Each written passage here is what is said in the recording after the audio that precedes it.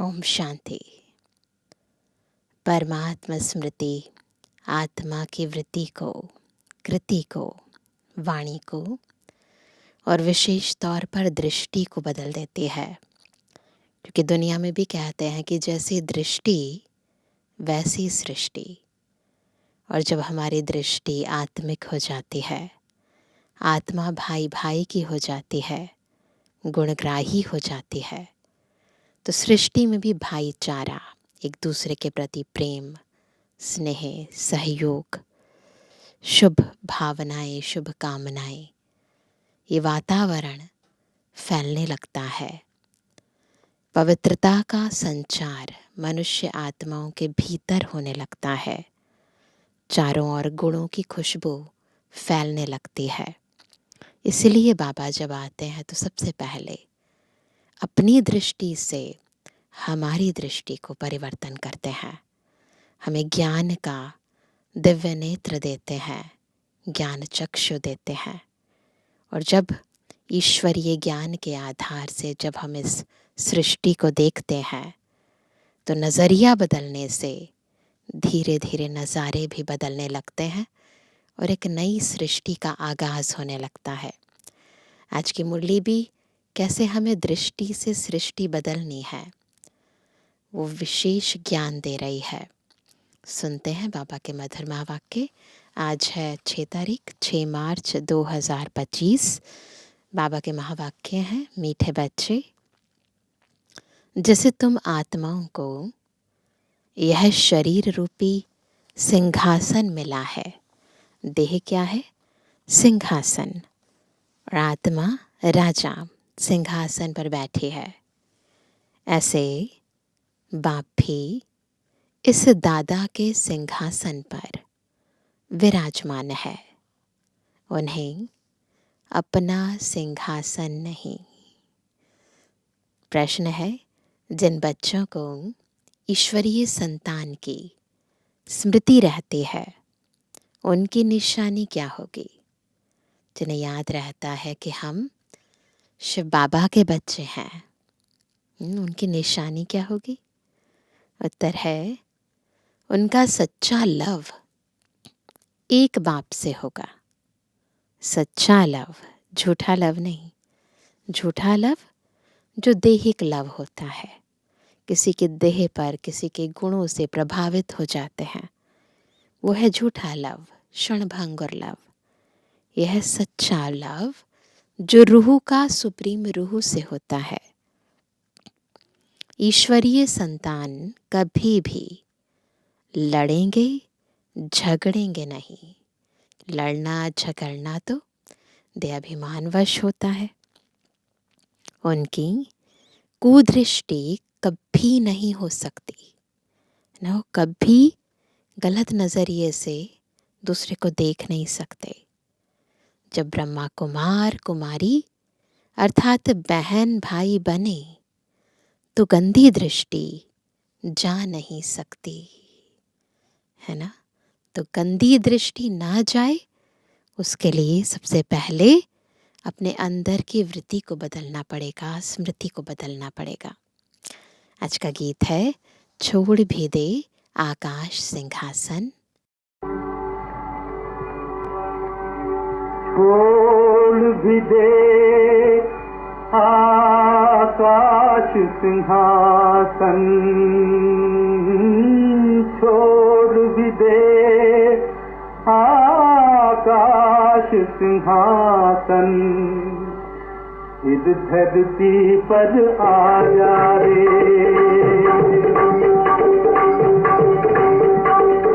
छोड़ भी दे आकाश सिंहासन, इस धरती पर आ जा रे। इस धरती पर आ जा रे, इस धरती पर आ जा रे, इस धरती पर आ जा रे।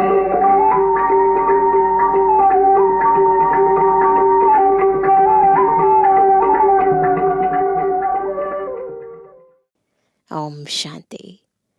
अब बच्चे जानते हैं बाबा ने आकाश सिंहासन छोड़कर अब दादा के तन को अपना सिंहासन बनाया है, यानी परम धाम छोड़कर शिव बाबा ब्रह्मा रथ द्वारा हम बच्चों को पढ़ा रहे हैं। वह छोड़कर यहाँ आकर बैठे हैं। साकार मुरली है, इसलिए बाबा बिल्कुल बच्चों की बुद्धि अपनी ओर खिंचवा रहे हैं। यह आकाश तत्व तो है जीव आत्माओं का सिंहासन, है ना। इस आकाश तत्व में, क्योंकि पंच तत्वों की दुनिया है, यहाँ पर जीव आत्माएं रहते हैं, परमात्मा यहाँ नहीं रहते हैं। आत्माओं का सिंहासन है वह महातत्व, यानी ब्रह्म महातत्व, जहाँ तुम आत्माएं बिगर शरीर रहती थी। बुद्धि चली जाए सभी की परम धाम। जैसे आकाश में सितारे खड़े हैं ना, वैसे तुम आत्माएं भी बहुत छोटी छोटी वहाँ रहती हो। आत्मा को दिव्य दृष्टि बगैर देखा नहीं जा सकता। तुम बच्चों को अभी यह ज्ञान है। जैसे स्टार कितना छोटा है, वैसे आत्माएं भी बिंदी मिसल हैं। अब बाप ने सिंहासन तो छोड़ दिया है, यानी परम धाम तो छोड़ दिया। बाप कहते हैं तुम आत्माएं भी सिंहासन छोड़कर यहाँ इस शरीर को अपना सिंहासन बनाती हो। हम आत्माएं भी वो सिंहासन छोड़कर, परम धाम का सिंहासन छोड़कर इस शरीर को अपना सिंहासन बनाते हैं। मुझे भी ज़रूर शरीर चाहिए। मुझे बुलाते ही हैं पुरानी दुनिया में, तो बाबा को सिंहासन पुराना मिलेगा ना। गीत है ना, दूर देश का रहने वाला आया देश पर आए। तुम आत्माएं जहाँ रहती हो वह है तुम आत्माओं और बाबा का देश। फिर तुम स्वर्ग में जाते हो, जिसकी बाबा स्थापना कराते हैं। बाप खुद उस स्वर्ग में नहीं आते, खुद तो वाणी से परे वानप्रस्थ में जाकर रहते हैं। बाबा उस शिवालय में रहते हैं, परंतु इस धरती पर जो शिवालय स्थापन करते हैं वहाँ हम बच्चों को रहने के लिए भेज देते हैं। स्वर्ग में उनकी दरकार नहीं, वह तो दुख सुख से न्यारे है ना। तुम तो सुख में आते हो तो दुख में भी आते हो। अभी तुम जानते हो हम ब्रह्मा कुमार कुमारियाँ बहन भाई हैं। एक दो में कुदृष्टि का ख्याल भी नहीं आना चाहिए ना, ख्याल भी नहीं आना चाहिए। यहाँ तो तुम बाप के सम्मुख बैठे हो, आपस में बहन भाई हो। पवित्र रहने की युक्ति देखो कैसी है। यह बातें कोई शास्त्रों में नहीं है। सभी का बाबा एक है, तो सभी बच्चे हो गए ना। बच्चों को आपस में लड़ना झगड़ना भी नहीं चाहिए। इस समय तुम जानते हो हम ईश्वरीय संतान हैं। पहले आसुरी संतान थे। संगम युग पर हम बाबा के बच्चे बनते हैं, है ना। तो हमारा ये जो जन्म है, जो शिव बाबा ने ब्रह्मा मुख द्वारा दिया है, ये जन्म बहुत पवित्र है। परंतु इससे पहले जो जन्म था, क्योंकि ये तो है मरजीवा जन्म, इससे पहले जो जन्म था वो विकारों की उत्पत्ति थी। तो पहले आसुरी संतान थे, फिर अब संगम पर ईश्वरीय संतान बने हैं, फिर सतयुग में दैवी संतान होंगे। देखो कितना बड़ा कंट्रास्ट है। एक तरफ आसुरी संतान, फिर उसी जन्म में ईश्वरीय संतान, और फिर वही देह त्याग करने के बाद दैवी संतान। यह चक्र का बच्चों को मालूम पड़ा है। तुम ब्रह्मा कुमार कुमारियां हो, फिर कभी कुदृष्टि जाएगी नहीं। ये याद रहे, हम किसकी संतान हैं? ब्रह्मा के बच्चे और बच्चियां हैं। एक दूसरे के प्रति गलत नजर नहीं जा सकती है। सतयुग में कुदृष्टि होती नहीं। कुदृष्टि रावण राज्य में होती है। तुम बच्चों को सिवाय एक बाप के और कोई की याद नहीं रहनी चाहिए। सबसे जास्ती एक बाप से लव हो जाए। मेरा तो एक शिव बाबा, दूसरा ना कोई। बाप कहते हैं, बच्चे अभी तुमको शिवालय में चलना है। शिव बाबा स्वर्ग की स्थापना कर रहे हैं। आधा कल्प रावण राज्य चला है, जिससे दुर्गति को पाया है। रावण क्या है, उसको जलाते क्यों है, यह भी कोई नहीं जानते। शिव बाबा को भी नहीं जानते।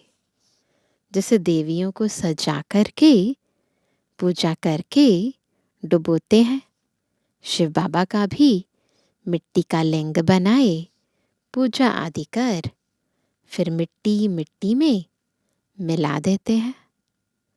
वैसे रावण को भी बनाकर फिर जला देते हैं। समझते कुछ भी नहीं। तो भक्ति में सब कुछ अंधश्रद्धा से चलता है। कहते भी हैं अभी रावण राज्य है, राम राज्य स्थापन होना है। गांधी भी राम राज्य चाहते थे, तो इसका मतलब रावण राज्य है ना, है ना। अगर राम राज्य चाहते हैं तो इसका मतलब इस समय कौन सा राज्य है? रावण राज्य है। जो बच्चे इस रावण राज्य में कामचिता पर बैठ जल गए थे, बाप आकर फिर से उन पर ज्ञान वर्षा करते हैं, सबका कल्याण करते हैं। जैसे सूखी जमीन पर बरसात पड़ने से घास निकल आती है ना, होता है ना ऐसे। सूखी बंजर जमीन हो और उसके ऊपर बरसात पड़ जाए, तो फिर जो धरती के भीतर बीज होते हैं वो प्रस्फुटित हो जाते हैं, है ना। कोपले फिर से आने लगती हैं और धीरे धीरे जमीन उपजाऊ होने लगती है। तो बाबा ने कहा, जैसे सूखी जमीन पर बरसात पड़ने से घास निकल आता है ना, तुम्हारे पर भी ज्ञान की वर्षा न होने से कितने कंगाल बन गए थे। आत्मा अज्ञानतावश कंगाल हो गई। अभी फिर ज्ञान वर्षा होती है, जिससे तुम विश्व के मालिक बन जाएंगे।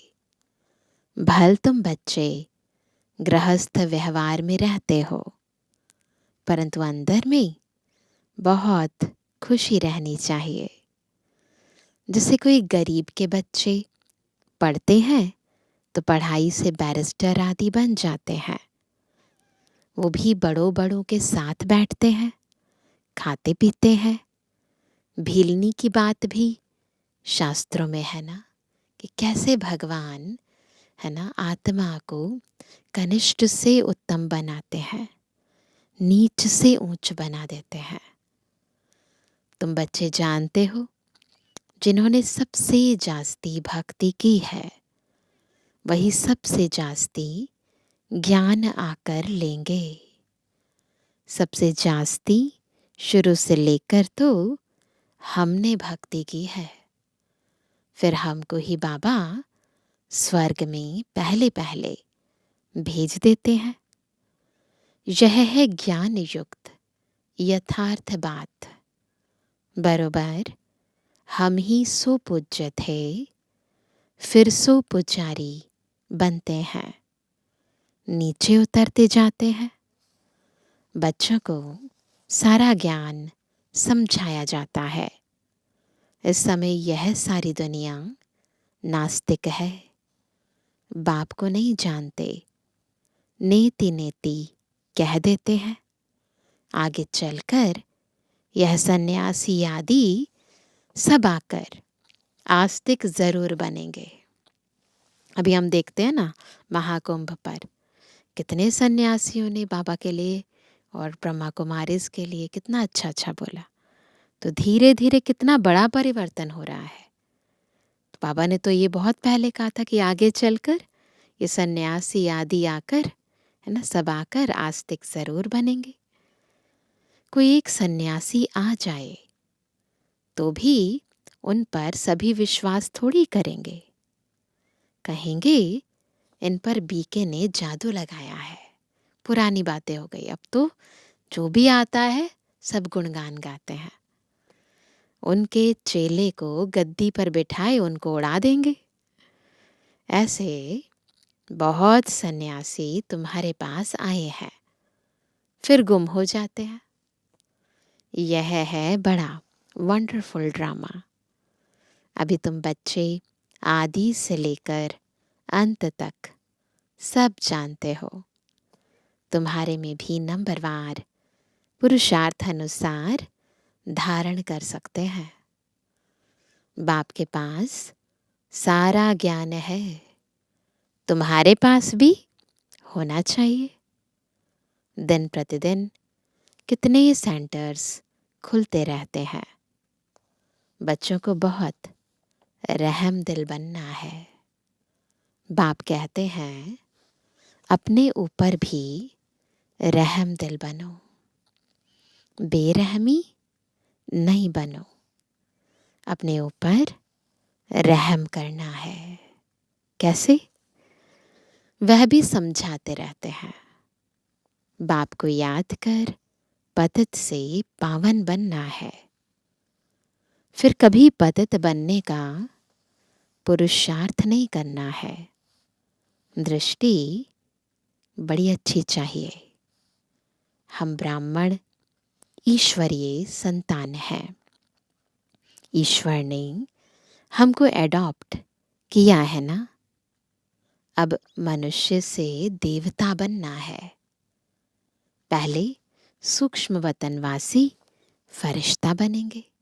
ब्राह्मण सो फरिश्ता सो देवता, है ना। वाया फरिश्ता फिर देवता बनेंगे। अभी तुम फरिश्ते बन रहे हो। सूक्ष्म वतन का भी राज बच्चों को समझाया है। यहाँ है टॉकी, सूक्ष्म वतन में है मूवी, मूल वतन में है साइलेंस। सूक्ष्म वतन है फरिश्तों का। जैसे घोस्ट को छाया का शरीर होता है ना, आत्मा को शरीर नहीं मिलता है तो भटकती रहती है। उनको घोस्ट कहा जाता है। उनको इन आँखों से भी देख सकते हैं। यह फिर है सूक्ष्म वतनवासी फरिश्ते। तो इविल सोल्स कई बार होती हैं, परंतु बाबा हमें सूक्ष्म वतनवासी फरिश्ता बनाता है। उनका भी लाइट का आभा मंडल होता है। यह सब बातें बहुत समझने की हैं। मूल वतन, सूक्ष्म वतन, स्थूल वतन, इनका तुमको ज्ञान है। चलते फिरते बुद्धि में यह सारा ज्ञान रहना चाहिए। चलते फिरते फ्री होता है ना बुद्धि, तो क्या करेंगे? यही सोचेंगे कि हम परम धाम में थे, फिर कैसे सूक्ष्म वतनवासी फरिश्ते थे, है ना, कैसे हम यहाँ स्थूल वतन में आए हैं। तीनों लोकों में अपने आप को देखो, महसूस करो, उस स्थिति को महसूस करो। तो बाबा कहते हैं तुम्हारी बुद्धि में सारा ज्ञान रहना चाहिए, अपने वो सारे स्वरूप रहने चाहिए। हम असुल मूल वतन के रहवासी हैं। अभी हम वहाँ जाएंगे वाया सूक्ष्म वतन। बाबा सूक्ष्म वतन इस समय ही रचते हैं। पहले सूक्ष्म फिर स्थूल चाहिए। हर चीज़ पहले सूक्ष्म बनती है, फिर उसको स्थूल रूप दिया जाता है। जैसे दुनिया में भी कोई भी चीज़ इन्वेंट की जाती है तो पहले वो हाइपोथेसिस होती है, थ्योरी बनती है, फिर धीरे धीरे एक्सपेरिमेंट किया जाता है, फिर मनुष्य आत्माएं प्रैक्टिकल लाइफ में लेकर आते हैं। हर चीज़ पहले सूक्ष्म रूप में होती है, फिर स्थूल में। अभी ये है संगम युग। इनको ईश्वरीय युग कहेंगे, उनको दैवी युग कहेंगे। तुम बच्चों को कितनी खुशी होनी चाहिए, कुदृष्टि जाती है फिर ऊंच पद पा ना सके। अभी तुम ब्राह्मण ब्राह्मणियां हो ना, फिर घर जाने से भूल नहीं जाना चाहिए। तुम संग दोष में आकर भूल जाते हो। तुम हंस ईश्वरीय संतान हो। कौन है हम? हंस हैं ना, पवित्र बुद्धि है। तुम्हारी किसी में भी आंतरिक रग नहीं जानी चाहिए। बहुत गहराई से खुद को चेक करो, किसको याद करता है मेरा मन? कहाँ मेरा मन, कहाँ मेरी बुद्धि जाती है, कहाँ लगाव है, कहाँ झुकाव है? किसी का प्रभाव तो नहीं है। तो बाबा कहते हैं तुम्हारी किसी में भी आंतरिक रग नहीं जानी चाहिए। अगर रग जाती है तो कहेंगे, आज बाबा ने उनको नाम दिया है मोह की बंदरी। अगर रग जाती है तो तुम्हारा धंधा ही है सबको पावन बनाना। तुम हो विश्व को स्वर्ग बनाने वाले। कहाँ वह रावण की आसुरी संतान, कहाँ तुम ईश्वरीय संतान। तुम बच्चों को अपनी अवस्था एक रस बनाने के लिए सब कुछ देखते हुए जैसे कि देखते ही नहीं है, ये अभ्यास करना है। सब कुछ देख रहे हैं परंतु देखते हुए भी ना देखें, बुद्धि ना जाए वहां। आंखें देख रही हैं पर बुद्धि ना जाए, अट्रैक्शन ना हो, अटैचमेंट ना हो। इसमें बुद्धि को एक रस रखना हिम्मत की बात है। परफेक्ट होने में मेहनत लगती है, संपूर्ण बनने में टाइम चाहिए। जब कर्मातीत अवस्था हो तब वह दृष्टि बैठे, तब तक कुछ ना कुछ खींच होती रहेगी। इसमें बिल्कुल उपराम होना पड़ता है, लाइन क्लियर चाहिए। देखते हुए जैसे तुम देखते ही नहीं हो, ऐसा अभ्यास जिसका होगा वहीं ऊंच पद पाएंगे ना। कई बार होता है चीज़ें हमारे सामने से निकल जाती हैं परंतु हमारी बुद्धि नहीं जाती क्योंकि इंटरेस्ट नहीं होता। तो वैसे ही ये दुनिया है तो बहुत बड़ी, लेकिन इसमें भी हमारा मन, हमारी बुद्धि, हमारी दृष्टि वहीं ज़्यादा जाती है जहाँ हमारा इंटरेस्ट होता है। इसीलिए अब इंटरेस्ट केवल एक बाबा में हो, अंदर से सब रगें एक बाबा में जुटी हुई हो। फिर इस दुनिया में जो कुछ भी देखेंगे आंखों से देखेंगे पर बुद्धि नहीं जाएगी। तो बाबा कहते हैं ऐसा अभ्यास जिसका होगा वही ऊंच पद पाएंगे। अभी वह अवस्था थोड़ी है। सन्यासी तो इन बातों को समझते भी नहीं है। यहाँ तो बड़ी मेहनत लगती है। तुम जानते हो हम भी इस पुरानी दुनिया का सन्यास कर बैठे हैं। सन्यासी हम भी तो है ना। उन्होंने दुनिया स्थूल रूप में घर बार छोड़ दिए और हम बुद्धि से सन्यास करते हैं। बस हमको तो अब स्वीट साइलेंस होम में जाना है और कोई की बुद्धि में नहीं है जितना तुम्हारी बुद्धि में है। तुम ही जानते हो अब वापस जाना है। शिव भगवानुवाच भी है, वह पतित पावन लिबरेटर गाइड है। कृष्ण कोई गाइड नहीं, इस समय तुम भी सबको रास्ता बताना सीखते हो, इसलिए तुम्हारा नाम पांडव रखा है। तुम पांडवों की सेना है। अभी तुम देही अभिमानी बने हो, जानते हो अब वापस जाना है। यह पुराना शरीर छोड़ना है। सर्प का मिसाल, भ्रमरी का मिसाल, यह सब है तुम्हारे इस समय के। इस समय ही हम प्रैक्टिस करते हैं, देह को छोड़ने की प्रैक्टिस करते हैं, भूं भूं करके सबको आप समान बनाने की प्रैक्टिस करते हैं, अभ्यास करते हैं। तुम अभी प्रैक्टिकल में हो। वह तो यह धंधा कर ना सके। तुम जानते हो यह कब्रिस्तान है। कब्रिस्तान में क्या होते हैं? बॉडी होती है, आत्मा नहीं होती। तो अब इस दुनिया में सब कौन है? बॉडी कॉन्शियसनेस में है। तो इसीलिए क्या है? कब्रिस्तान है। अब फिर परिस्तान बनना है। परिस्तान सतयुग में सब सोल कॉन्शियस रहते हैं। तुम्हारे लिए सब दिन लकी हैं। हमारे लिए सब दिन लकी हैं। तुम बच्चे सदैव लकी हो। गुरुवार के दिन बच्चों को स्कूल में बिठाते हैं। क्यों? सोचते हैं ना, सतगुरु की कृपा होगी, बच्चे को सुबुद्धि मिलेगी, लकी डे समझते हैं। यह रस्म चली आती है। तुमको अभी वृक्ष पति पढ़ाते हैं, तो इसीलिए हमारे लिए सब दिन लकी है। यह बृहस्पति की दशा तुम्हारी जन्म जन्मांतर चलती है।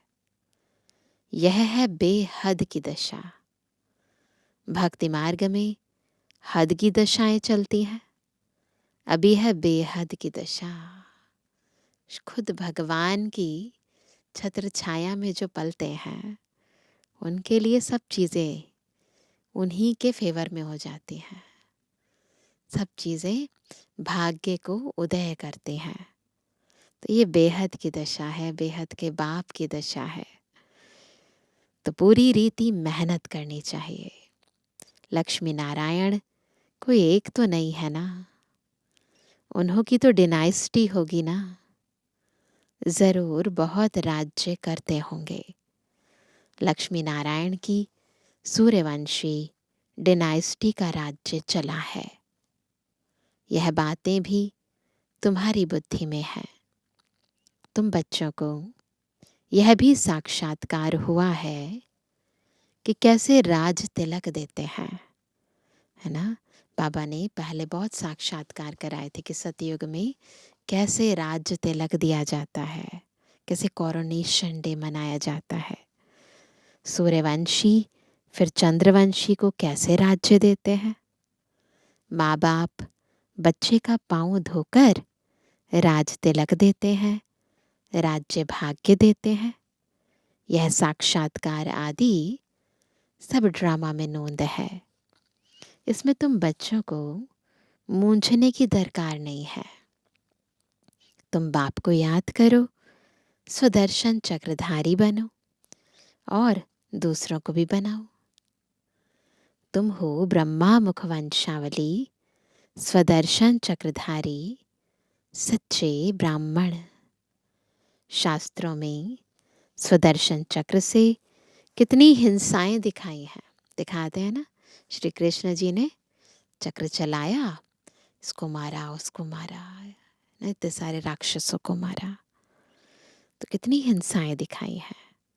अभी बाप तुम बच्चों को सच्ची गीता सुनाते हैं।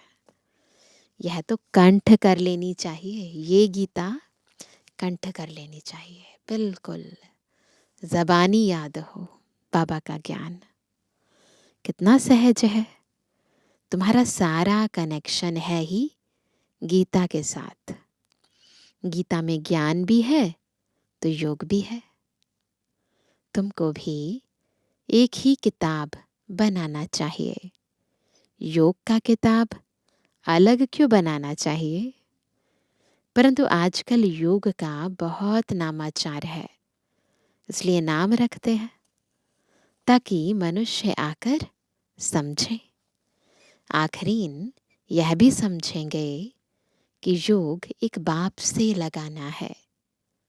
जो सुनेंगे वह फिर अपने धर्म में आकर ऊंच पद पाएंगे। अच्छा मीठे मीठे बच्चों पर दिल जान से प्रेम से याद प्यार और गुड मॉर्निंग।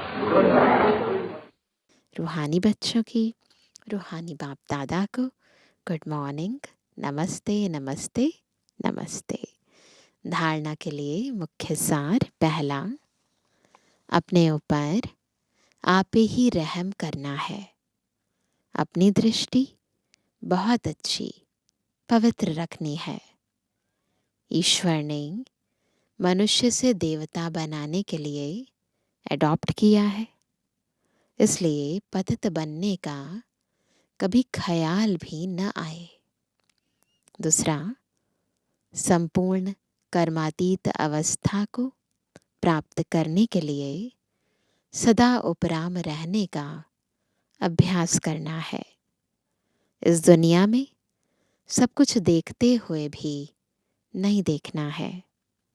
इसी अभ्यास से अवस्था एक रस बनानी है। आज का वरदान है, हर कदम में पद्मों की कमाई जमा करने वाले सर्व खजानों से संपन्न व तृप्त आत्मा भव। कैसे बनेंगे खजानों से संपन्न और तृप्त आत्मा? जब हर कदम में पद्मों की कमाई जमा करेंगे। जो बच्चे बाप की याद में रहकर हर कदम उठाते हैं, है ना, एक है पैरों से कदम उठाना, एक है बुद्धि से मन से हर संकल्प उठाना, हर डिसीजन लेना। तो जो बच्चे बाप की याद में रहकर हर कदम उठाते हैं, वह कदम कदम में पद्मों की कमाई जमा करते हैं। इस संगम पर ही पद्मों के कमाई की खान मिलती है। संगम युग है जमा करने का युग। अभी जितना जमा करना चाहो उतना कर सकते हो। एक कदम अर्थात एक सेकंड भी बिना जमा के न जाए, अर्थात व्यर्थ ना हो। सदा भंडारा भरपूर हो। अप्राप्त नहीं कोई वस्तु, ऐसे संस्कार हो। जब अभी ऐसी तृप्त व संपन्न आत्मा बनेंगे, तब भविष्य में अखुट खजानों के मालिक होंगे। स्लोगन है, कोई भी बात में अपसेट होने के बजाय नॉलेजफुल की सीट पर सेट रहो। अपसेट नहीं होना है, नॉलेजफुल की सीट पर सेट रहना है। मातेश्वरी जी के अनमोल महावाक्य, आधा कल्प ज्ञान ब्रह्मा का दिन और आधा कल्प भक्ति मार्ग ब्रह्मा की रात। आधा कल्प है ब्रह्मा का दिन, आधा कल्प है ब्रह्मा की रात। अब रात पूरी हो, सवेरा आना है। अब परमात्मा आकर अंधियारे की अंत कर सोझरे की आदि करता है। ज्ञान से है रोशनी, भक्ति से है अंधियारा। गीत में भी कहते हैं, इस पाप की दुनिया से दूर कहीं ले चल, चित चैन जहां पावे। ये है बेचैन दुनिया, किसी को चैन नहीं है। जहां चैन नहीं है, मुक्ति में ना है चैन ना है बेचैन, क्योंकि ये दोनों कंट्रास्ट के शब्द हैं। बेचैन के कंट्रास्ट में चैन है, वहां पर ये कंट्रास्ट ही नहीं है। वहां न चैन कह सकते ना बेचैन कह सकते हैं। सतयुग त्रेता है चैन की दुनिया, जिस सुख धाम को सभी याद करते हैं। तो अब तुम चैन की दुनिया में चल रहे हो। वहां कोई अपवित्र आत्मा जा नहीं सकती। वह अंत में धर्मराज के डंडे खाए कर्म बंधन से मुक्त हो शुद्ध संस्कार ले जाते हैं, क्योंकि वहां न अशुद्ध संस्कार होते न पाप होता है। जब आत्मा अपने असली बाप को भूल जाती है तो यह भूल भुलैया का अनादि खेल हार जीत का बना हुआ है। इसलिए अपन इस सर्वशक्तिवान परमात्मा द्वारा शक्ति ले विकारों के ऊपर विजय पहन 21 जन्मों के लिए राज्य भाग्य ले रहे हैं। अच्छा, ओम शांति। आज का व्यक्ति इशारा, सत्यता और सभ्यता रूपी कल्चर को अपनाओ। आपके बोल में स्नेह भी हो, मधुरता और महानता भी हो, सत्यता भी हो, लेकिन स्वरूप की नम्रता भी हो। निर्भय होकर अथॉरिटी से बोलो, लेकिन बोल मर्यादा के अंदर हो। दोनों बातों का बैलेंस हो। जहाँ बैलेंस होता है वहाँ कमाल दिखाई देती है, और वह शब्द कड़े नहीं मीठे लगते हैं। तो अथॉरिटी और नम्रता दोनों के बैलेंस की कमाल दिखाओ। यही है बाप की प्रत्यक्षता का साधन। बैलेंस से जितनी ज्यादा अथॉरिटी उतनी ज्यादा नम्रता। अच्छा, ओम शांति।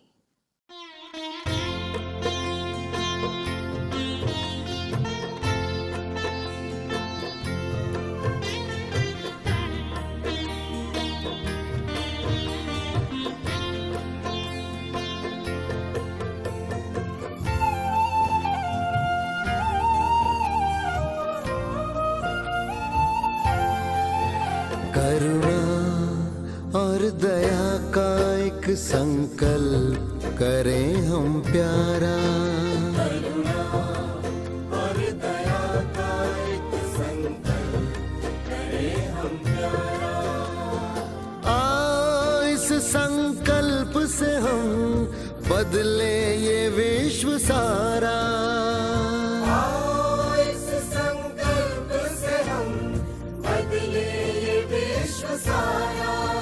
करुणा और दया का एक संकल्प करें हम प्यारा।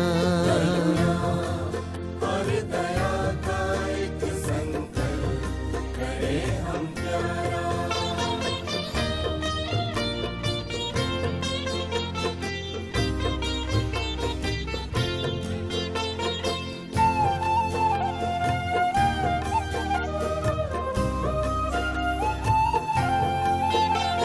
समस्त विश्व को देखेंगे हम भाईचारे की दृष्टि से। समस्त विश्व को देखेंगे हम भाईचारे की दृष्टि से। भेदभाव की भावना को मिटा देंगे इस सृष्टि से। हम सृष्टि से प्रेम युक्त व्यवहार सभी से होगा सदा हमारा। होगा सदा हमारा। करुणा और दया का एक संकल्प करें हम प्यारा।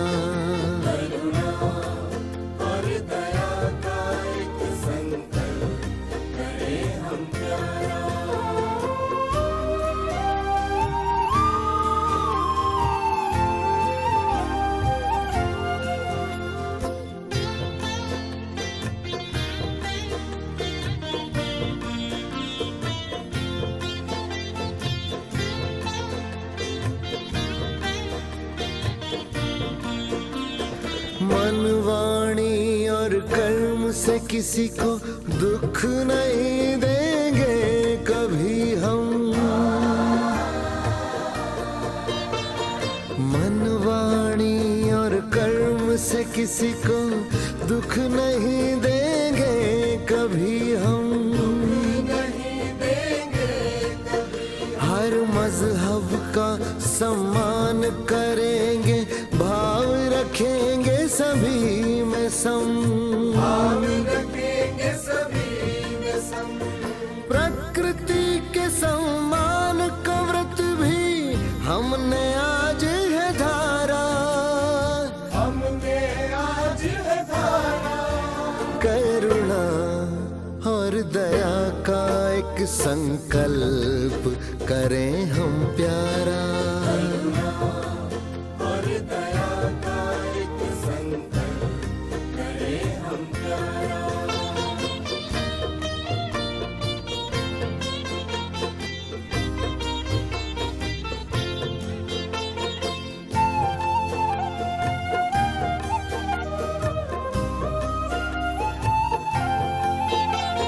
मौन रह कर करेंगे हम प्रतिदिन उस प्रभु का ध्यान।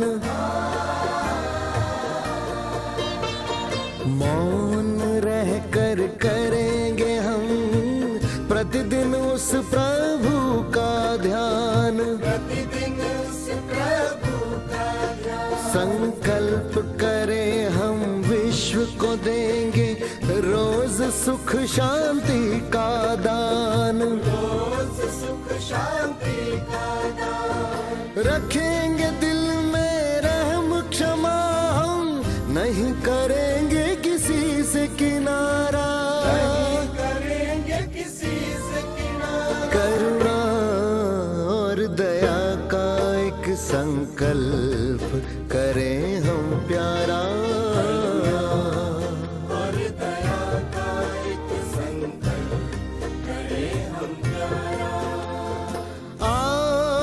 संकल्प से हम बदले ये विश्व सारा। इस संकल्प से हम बदले ये विश्व सारा। करुणा और दया का एक संकल्प करें हम प्यारा। और दया का एक संकल्प करें हम प्यारा। करुणा और दया का एक संकल्प करें हम प्यारा।